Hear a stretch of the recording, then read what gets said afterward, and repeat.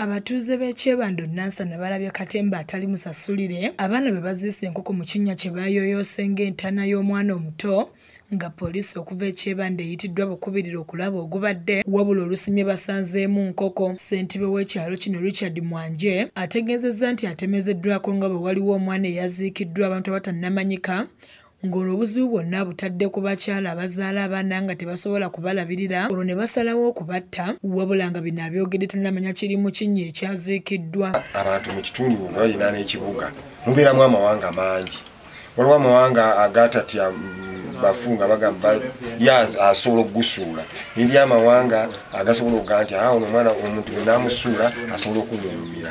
Naye ng'ebireese ensonga ng'eno mu kitundu tulina amawanga mangi mu kitundu aba different tribes nyingi mu kitundu, so ensonga lwaki olaba ebintu nga bino bibeerawo n'abaana oluusi abasajja tebayamba babagamba embuto oluusi abaana bazeegaana kati ebintu bingi ebisobola okuvaako ekitundu. Ye nannyini ekifo abaana be baziise enkoko nga ye Martin Kibirango ategeezezza nti abadde akyebasa abatuuze ne bamutemyako nga bwe baziise omwana ku ttaka lye nga naye kyakoze okutemya ku poliisi nga Bakira yeewuunya yakoze kino okuba talina mpalana na muntu yenna nga naye bino abyogedde tebannasima kinnya kino. Base kubanga nakomyewo kiro nnyo abatuuze ne bampita ne baŋŋamba ekipande ekiri wano wakirabye bituufu si bituufu, konzo kipande ki nga sinnakiraba enzo kijja okukiraba emabega w'enju zange nga bagamba ekipande kisoma kigamba wano waliwo omulambo gw'omwana,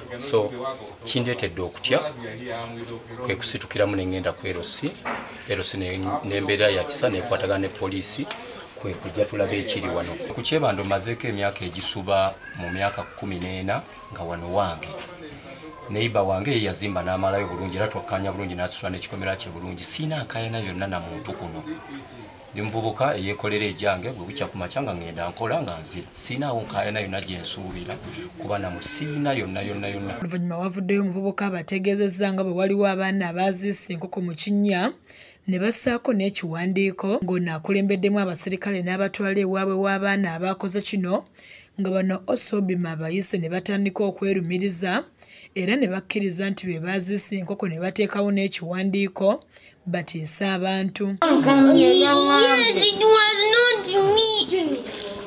Lwaki mwakikoze?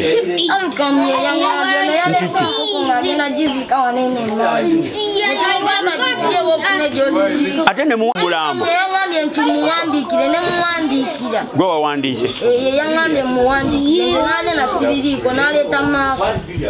Abaana bano bakwasiddwa enkumbi ne basimula enkoko gye baziise wakati mu bantu abakuŋŋaanye okwerabira ku bino nga bano Bakira beewuunya ekika ky'eddalo abaana bano kye balina. Nyisizza naye nga nze omu kyabadde kintiisizza nga nyini poloti nyini wakawa embeera gye kibaddemu embeera y'omulambo ne bateekawo n'ekipande omulambo gw'omwana. Ate ye mukyala wa Kibira atunnyonnyodde nga bwe gubadde nga naye abadde ayagala abaana bano bakangavvulwe. Nga neetala tulabaddewo omukyala abaddewo badde kasitoma nga bakima amazzi naŋŋamba nnyabo jangu laba akapande kakaliwa nentuukayo nga akapande kasoma ne waliwo omulambo gw'omwana. Tidde nnyo kati okutya okungi ennyo nengenda nempita omwami wange abadde mu Kisenkwe kumuyita ne mugamba jangu olabe ekituuse mu kitundu.